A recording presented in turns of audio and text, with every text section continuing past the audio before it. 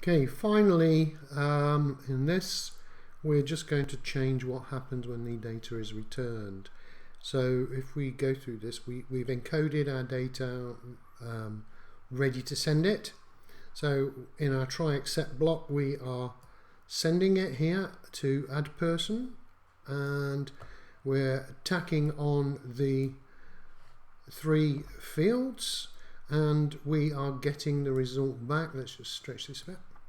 We're getting the result back. We are reading the JSON that is returned, or the string that is returned. Now, because we're actually populating the database, we're putting data in, we don't get back a massive amount of data as we did before with the select clause. We're just getting, if you remember, whether it's successful or whether it's failed in our web browser. So the JSON is just going to look like that, but we still have to read it and we still have to process it in our PHP, in our Python, sorry. So we don't need all of this, this stuff. We only need a small amount. We still want to do this. We still want to parse it and turn it into key value pairs and store the value in result, and then we need to look through that. So we're going to try this. Now, if you remember, all we've done in our file, if I go back to it, add person, all we did was either success or fail. Okay, that's the only 2 things that we included in our JSON responses. So that's all we have to really look for. So I start off with success. So if a message comes back with the word success, okay, I don't need all of this. Let's go through everything. We can delete that. All we need is a simple line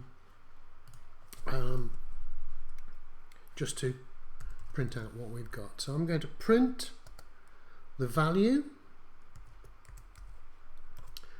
and then the message. So the value should be either success or error, and then we get some idea of why it occurred. So that's a straightforward swap. So what happens if it wasn't successful? It must have been the fail.